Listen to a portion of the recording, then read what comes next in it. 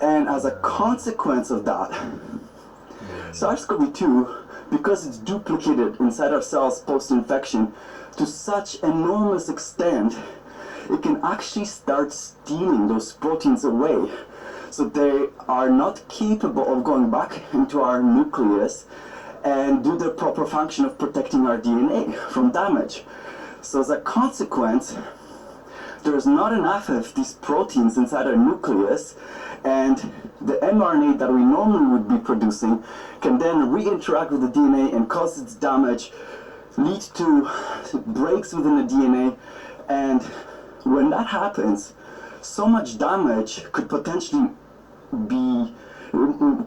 occur, so much damage could be introduced that, and here's the wild part as to why authors think the virus might have used this as an evolutionary advantage, is that when you create enough of a damage in a rapid succession in the DNA, the cell will be overwhelmed, cannot fix it, and it will introduce or induce the cell to commit suicide. That's called apoptosis. And the authors posit that perhaps that's a virus's evolutionary trick to induce so much DNA damage so that the cells will die and burst and release everything outside, including the virus. So think of it like a piñata. If you hit a piñata, everything from inside is released, and that's exactly what would happen if a cell is committed to die and commits suicide. It bursts and releases everything. That also includes release of the DNA material as well, which would then all be all cut up, and that might be a trick that the virus uses in order to make it easier for itself to propagate or to spread to and infect other cells. So really, really neat. So it's an indirect way of how a virus could be leading to damage of our DNA.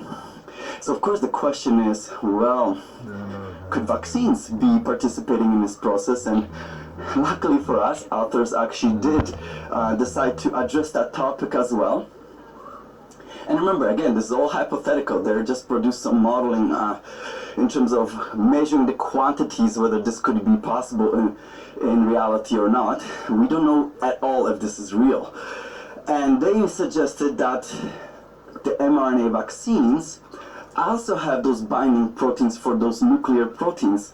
So if there were enough of them, then perhaps they could be also stealing enough of those proteins to introduce DNA damage as well. But again, that's completely, there's no confirmation from any studies. That's just simply a suggestion. So the answer is we do not know. And remember, spike protein is only a fragment of the full viral genome, so the virus genome would have a lot more binding sites. Nevertheless, spike protein itself is a very large segment of the genome, so the gene that codes for spike protein. So the answer is we don't know, and we should probably figuring that out. So that's the mind-blowing part of how basically virus could indirectly be destroying our DNA to make itself free out of a cell and infect other cells. Now I wanted to bring this back into my own world as well, which is basically medical DNA testing, and I can tell you that when a cell dies and releases its fragmented DNA, just like I've been describing here, we already use this in medicine. So we use this in non-invasive prenatal testing, so that's where you analyze the fragments of DNA released from placental cells to see whether the fetus is developing correctly. We also can use this in cancer. It's called liquid biopsy to see whether, for example, cancer remission might be occurring. And if you're interested about these topics, I present webinars on these every month. But there's so much more information that is emerging, what we can possibly learn from these fragments, and it's absolutely stunning. So, for example, by looking at these fragments of DNA, you can learn about the disease state of an individual. You can learn about which genes are being used by the cell. If you look at the epigenetic information that's encoded on top of those DNA fragments, you could learn which tissues that DNA comes from. So you could actually, in the future, be identifying which tissues are contributing to cancer, for example. And that's not yet used in medicine, but it's just at the frontier of that. So it's likely going to be used in medicine in not too distant future. This is the really, really exciting part. So I wanted to share that information to relay it back into my world that I normally love studying. Alright, if you made this far, thank you so much. I wanted to tell you about some of the seminars I'll be presenting. So number one, I'm about to present a seminar that I've been working with a couple colleagues for a very long time. There's 3 experts that are getting together to discuss holistic well-being. So we have a psychologist who will be talking about mental health well-being. We have a financial advisor expert who will be talking about financial well-being, and I'll be the third arm, and I'm talking about the health well-being, as you can learn from medical DNA testing. So if you're in Alberta, email me. I'll send you free tickets for sure. We're just very excited about introducing what we thought would be a very neat program about how can you take care of your well-being in a very broad manner. The other presentation that we're planning to have right away, as what I already mentioned, is the vaccine Q&A. So we're going to basically talk about, answer some of the most commonly asked questions as it relates to vaccines, and we're going to open the floor to any other remaining questions that there might be. And I want to give 50 free tickets away, so anyone who subscribes to Neurogenomics newsletter will send you a free ticket. So the first 50 people who subscribe will get those free tickets. And if you already recently subscribed and still would want to attend, just email me and we'll send you a free ticket. We just want to have a nice small gathering with safe space. So thank you very much for your time, and if you like this information, again, give us a like, subscribe to the channel. You know we like it, you know YouTube likes it, and most importantly, hopefully you like it as well. Thank you very much, and see you next time.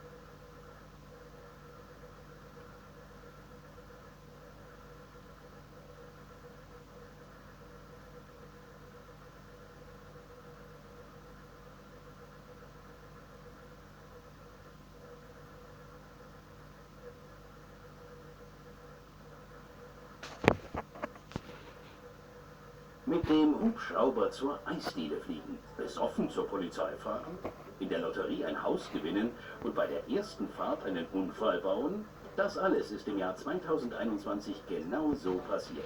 Da sich das Jahr dem Ende zuneigt, möchte ich bei Wissen for Free mit euch auf 2021 zurückblicken. Dafür gibt es heute einen verrückten Jahresrückblick mit kuriosen Schlagzeilen aus der ganzen Welt.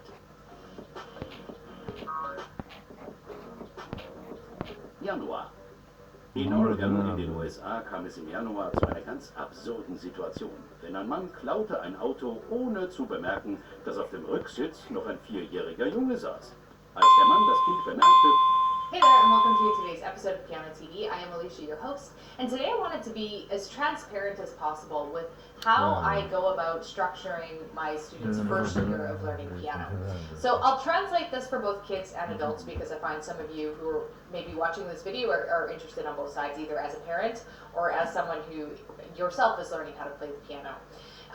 Thinking about curriculum and structure and how to kind of approach those really important first years of learning music, especially the first year, is something that I've experimented with a lot and played around with a lot. So I wanted to basically just share how I would structure that first year of learning as an adult student and tie in some concepts as we go. I also just wanted to let you know that it is March 30th, which means this is the last date to sign up for my beginner program. We've already had a lot of people sign up, and it's only going to be available for a few more hours.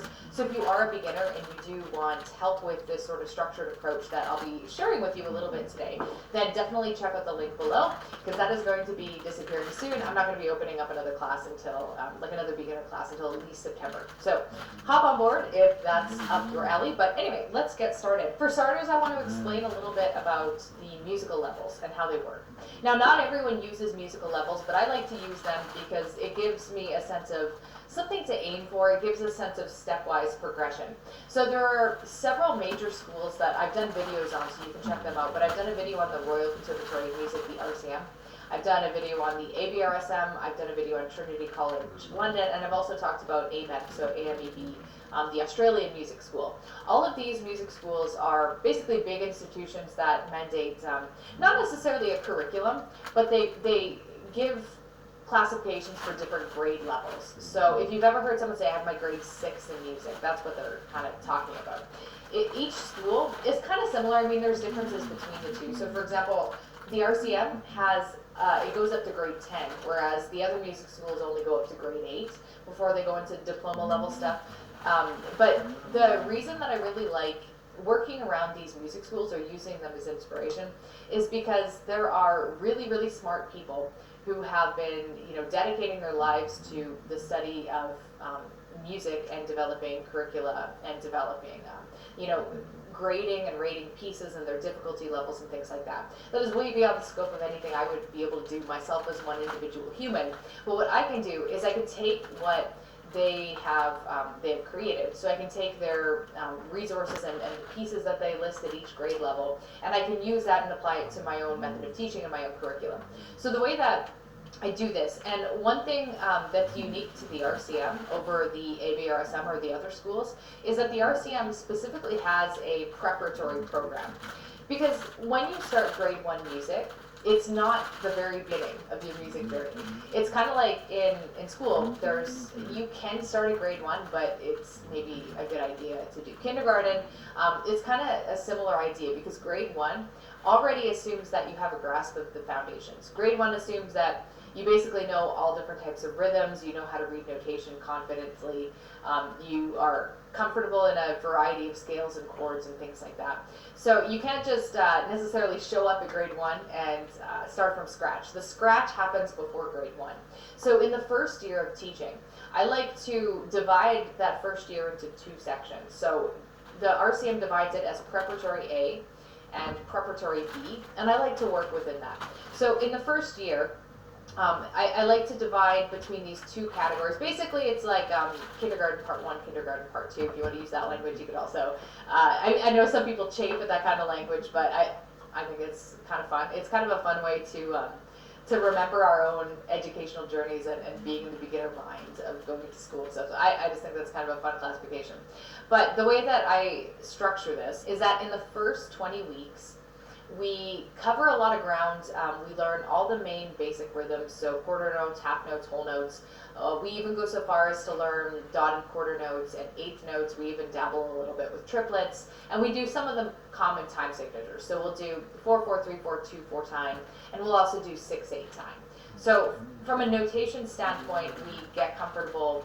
We kind of start in hand positions and in scales, but I like to get my students out of hand positions really quickly. So one thing with method books, if you've worked with either Alfred's or Piano Adventures, Alfred's especially likes to really keep you in a 5-finger hand position, which is good because it allows you to play music more easily, but it's not very helpful because it's not really like a real world approach. Like anytime you pick up a random piece of music and you're like, I want to learn this, it's not going to be in a 5-finger position. Your hand's going to be moving around quite a bit. So that's something I really put a precedence on exploring in the early days, just making sure you're not spending too much time locked in these 5-finger positions because it's not really going to prepare you that well for more complex music. I mean, to give Alfred some credit, it kind of only keeps you in hand positions for a little while, and then eventually the pieces start growing out of that.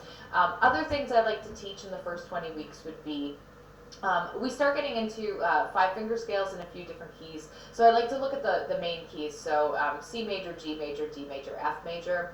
Also a little bit of minor keys. So we'll do A minor and E minor, and a couple full scales. So the full scales that I like to do in the first 20 weeks somewhat depends on the student, but usually C major scale and A minor scale at the very least we'll try, because those ones don't really have any sharps or flats to worry about.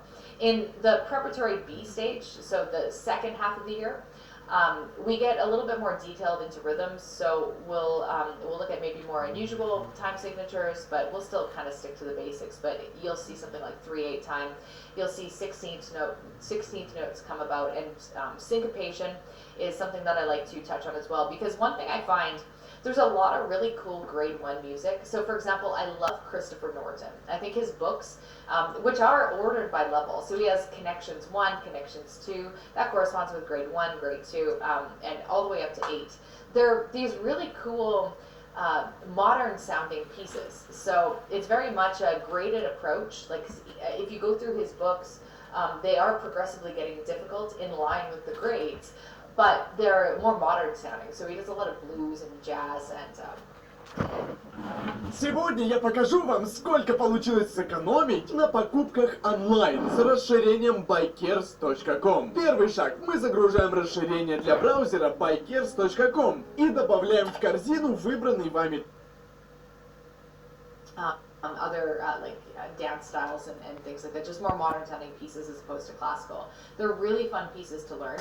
However, it's a really big jump to go from say the first 2 method books like Alfred 1 or Alfred 2, Piano Adventures Adults 1 and 2, into Christopher Norton book, because the rhythms can be pretty complex.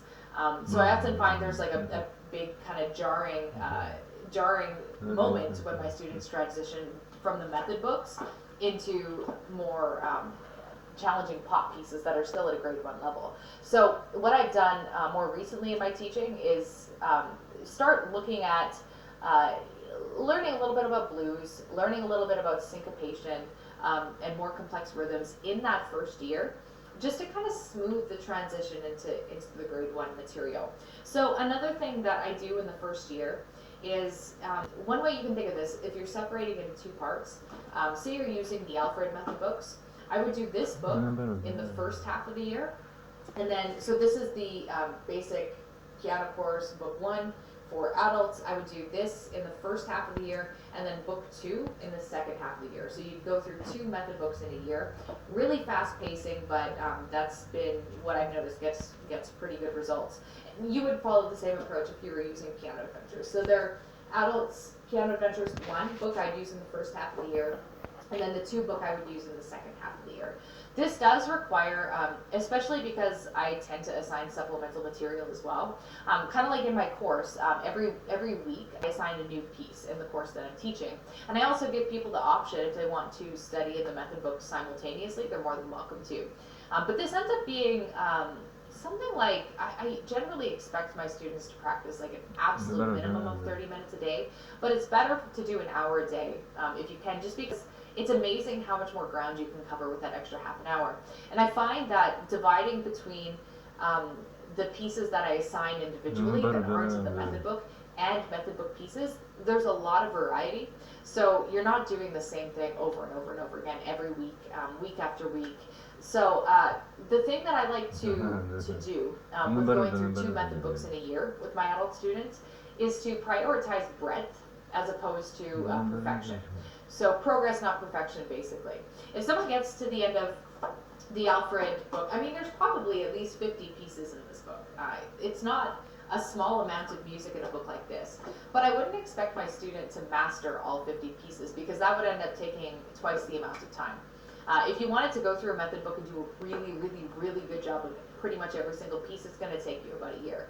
There's nothing wrong with that approach, and I've done that with my students before, but again, I don't know that the benefits of doing that are higher than the benefits of going through the material faster. Not mastering everything, but kind of making it to a grade 1 level by the end of the year. I feel like the benefits of the faster progress outweigh any benefits you get from perfecting so many pieces. So with a book like this, say there's 50 pieces inside this book. If you learn 10 of them really well. Like if you are able to polish 10 pieces, and the other pieces in the book you try, you work on for a week or two, you noodle around with, maybe some of them you get to like a 75% competency where maybe it's not quite up to speed, maybe there's a few hiccups or mistakes, but overall you get the gist out of that. I think that's a better approach. At least I've seen better results with that approach. Instead of trying to master every single piece, which means the pace that you would have to go through this to you're basically, I mean, the opening units are a lot faster because there's a lot of introductory material. But once you get kind of in the thick of the book, you're doing something like 3-ish pieces a week that change out every week. So every week you're doing about 3 new pieces. And again, I wouldn't expect my students to master these, but just get a general competency. And that can usually be achieved with about half an hour a day. And this is the approach that I find really, really helpful. I mean, of course, the same thing with Piano Adventures, going through this entire first book in half a year, getting to 75-80% competency on most of the pieces, getting to more of like a 90-95% level on a handful of the pieces. I think is more than enough to build those foundational skills, and then start getting into grade 1 material, which is a little bit more challenging. But if you spend, like, the problem I find if you spend too long at the beginner level is people just don't feel like they're getting better, and it's hard. You know, if you're an adult and you're learning how to play piano, it can be a little demoralized.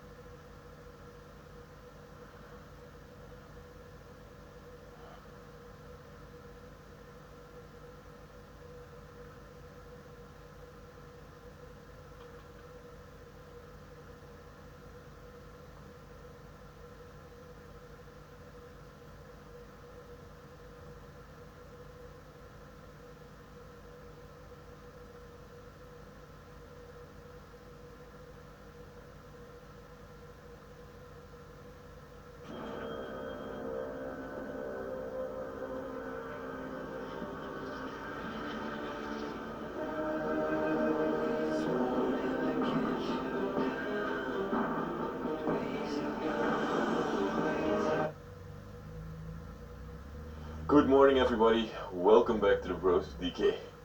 As you can see, I'm sort of sleeping in my car because last night we drove 700 kilometers to France to get to an abandoned castle that has been left behind for ages and is incredibly historical. The story behind it is even more incredible, but now I first gotta wake up and get myself ready. We slept in the car in the middle of these woods. As you can see, it seemed like a great place to sleep. I saw on the map that there's some sort of a lake here, and I want to check it out before we go over the fence, like always with exploring. And let's see what this place has to behold. Okay, as you can see everybody, we came to a little fishing pond, I think. Some sort of house here?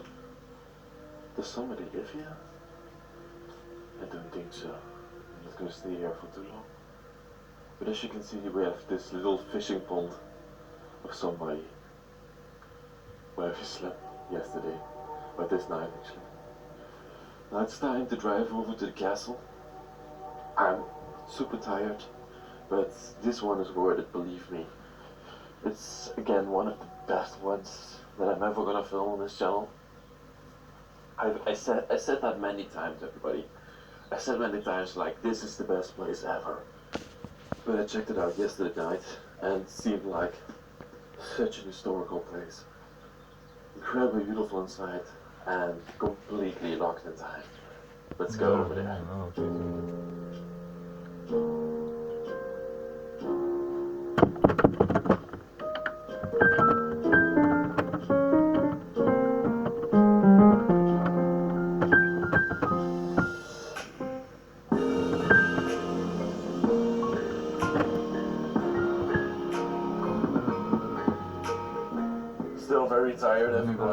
but these are the things you gotta do to film these incredible places around France. They're mostly so far away from my home, and I only have the weekend to explore them, so gotta go hard or go home.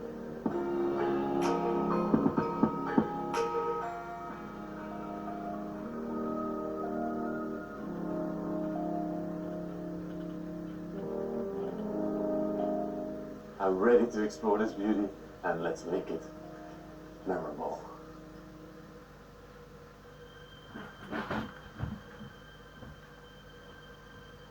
This documentary will give you a glimpse behind the walls of a dormant 17th century castle.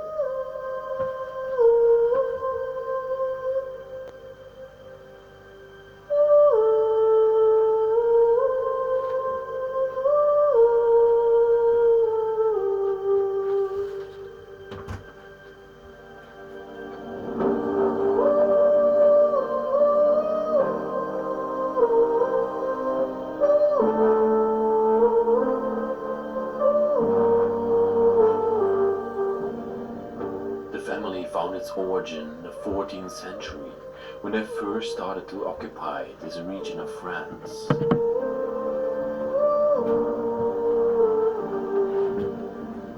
Nowadays, not many people of the Louis family are left behind. The last person living in this place was Mrs. Anne-Louis.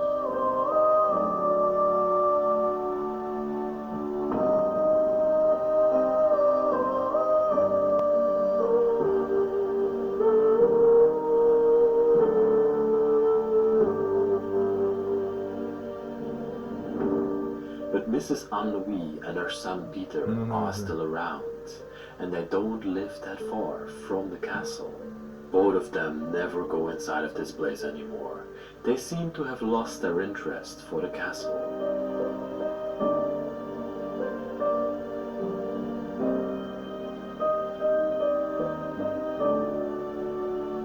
All the artifacts dating back more than 300 years into history, and beautiful artifacts that have history written all over them.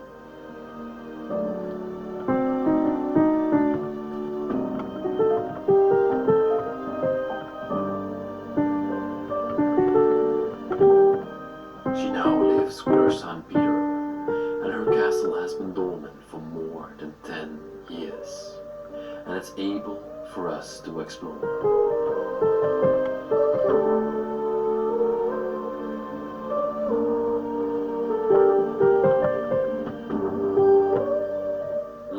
Inside of here and show you one of the most incredible and historical abandoned castles in the entire world.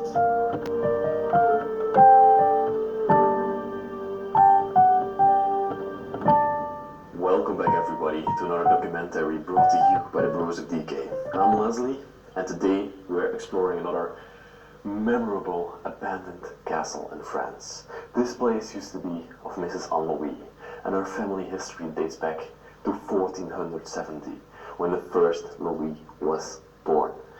This place is just locked in time over the last 10 years, and I'm going to show you what's left behind in here. Let's go. The first thing I want to show you in this place is the grand front entrance, one of the most important parts of the castle.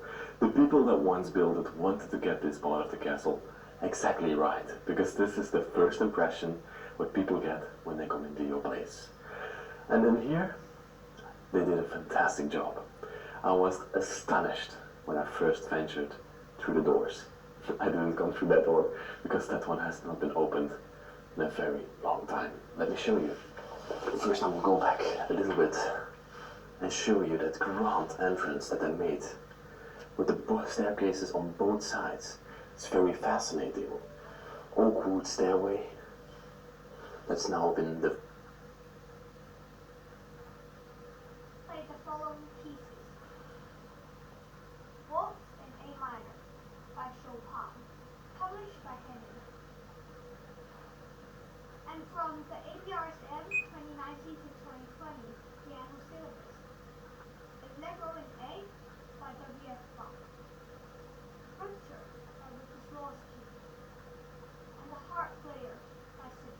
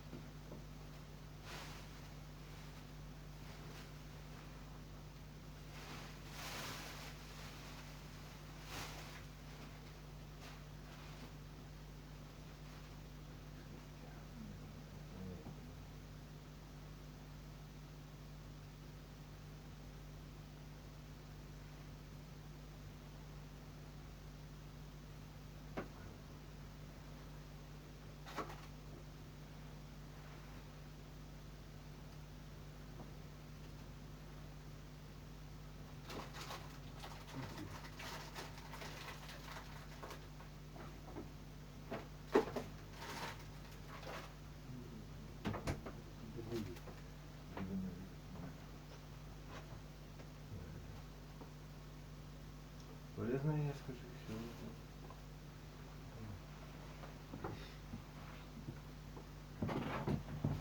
Ну, наоборот.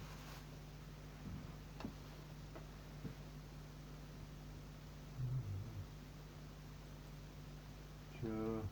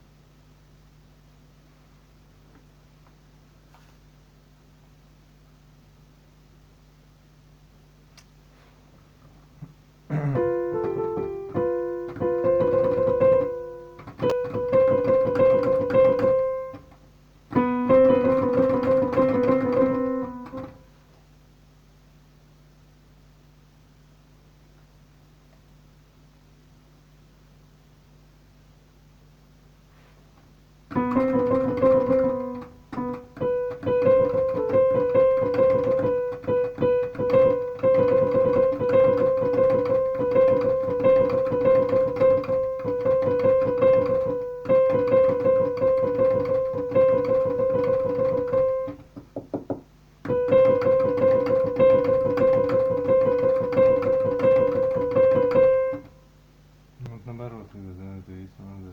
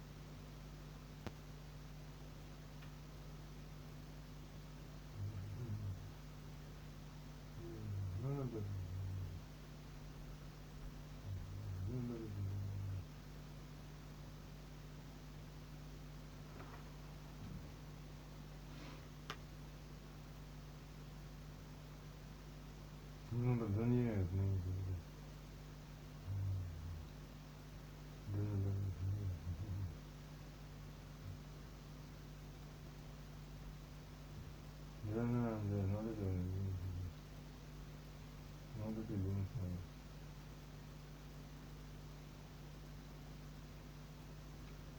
Ну не наоборот, да наоборот. Да наоборот, жена, вот это он следит.